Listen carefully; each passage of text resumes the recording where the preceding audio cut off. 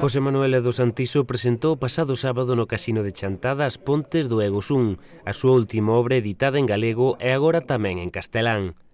Numerosos veciños acudiron a este acto polo interese na obra e tamén pola relación co seu autor, veciño de Chantada nunha época importante da súa vida e aínda vencellado estas terras onde están parte das súas raíces.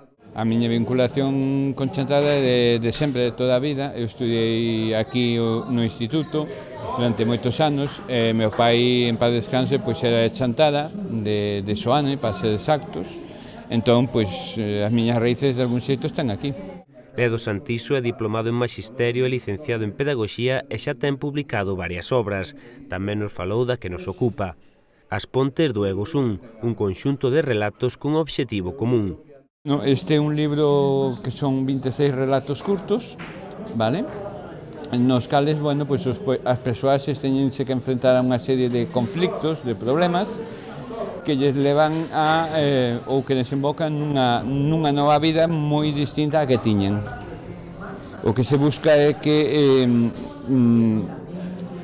as persoaxes se enfrenten aos problemas, porque en realidad os problemas non son máis que pois a solución a conflictos, a dilemas, a dudas que un pode ter ao longo da vida.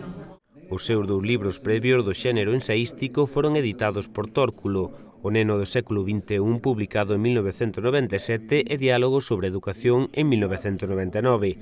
A súa última obra chega da man de Irindo, primeiro en galego e agora en castelán.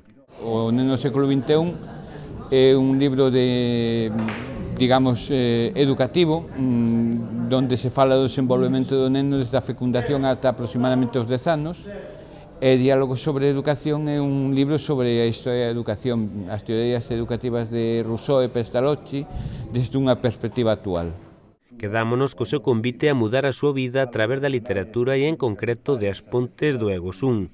Invitarvos a que vos atrevades a descubrir este libro, un libro que aquel que queira pode axudar a cambiar a súa vida mellor.